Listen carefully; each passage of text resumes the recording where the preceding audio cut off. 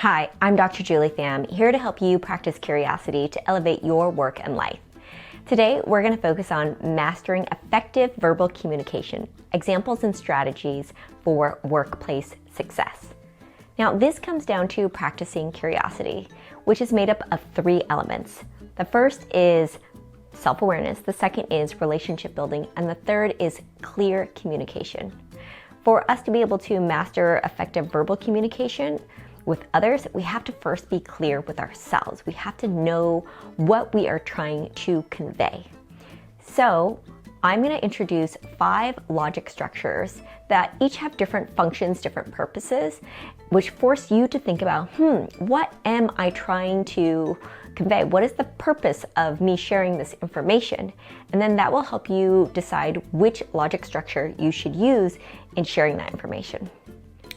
The 5 logic structures are: number 1, cause and effect; number 2, steps in a sequence; number 3, problem, solution, benefit; number 4, short-term, long-term; number 5, cost and rewards. They each have different functions. So what I'm going to do is I am going to use this fictional example of the software company that has got different functions: the sales function, the customer service function, the engineering function, and they are struggling what to do because they've got a product that has a low profit margin and their core software offering has got a lot of functionality issues. So I'm going to share each structure, share the question that structure is answering, and then share how an example of that structure being applied to this fictional software company. So let's start with cause and effect. And the question that this is answering is, what is causing the conflict and what is the effect of that conflict? We have not focused on the company's core software product to create as much profit as possible. The company has not reached their full profit potential. Number 2, steps in a sequence. What steps have led to this conflict? Heads of sales and customers want more functionality in our company's core software product. The head of engineering said that our team doesn't have the capacity to work on this functionality. The head of sales pointed out that one of their existing products made little profit. The head of engineering moved an engineer from our team working on the product with low profit margins to build more functionality into our existing core software product. Number 3, problem, solution, benefit. This answers the question, what's the problem, what's the solution, what's the benefit?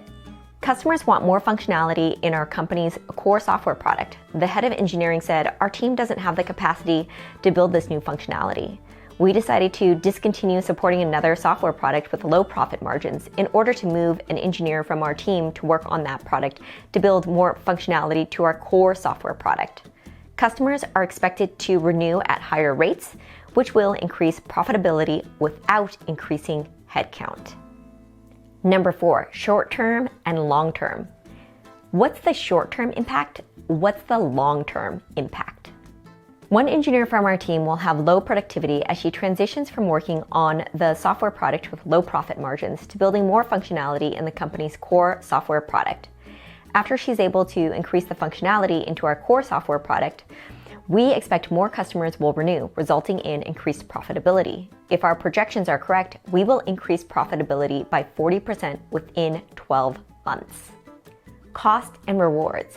What are the possible costs, that is, time, money, resources, and what are the possible rewards? The engineer will need a few weeks to learn our company's core software product to increase its functionality since she is unfamiliar with it. The increased functionality will lead to increased subscription renewals so the company can reach its full profit potential. So with each of these different 5 logic structures, you can see that they all have their own function, their own purpose. And you have to be clear on this information that you want to share. What's the purpose of that? And then you can choose the appropriate, the relevant logic structure. I hope you found this video useful. If you did, please do click like and share it with others. And also subscribe to our channel. You can also visit curiositybase.com so you can find other ways of practicing curiosity in the world.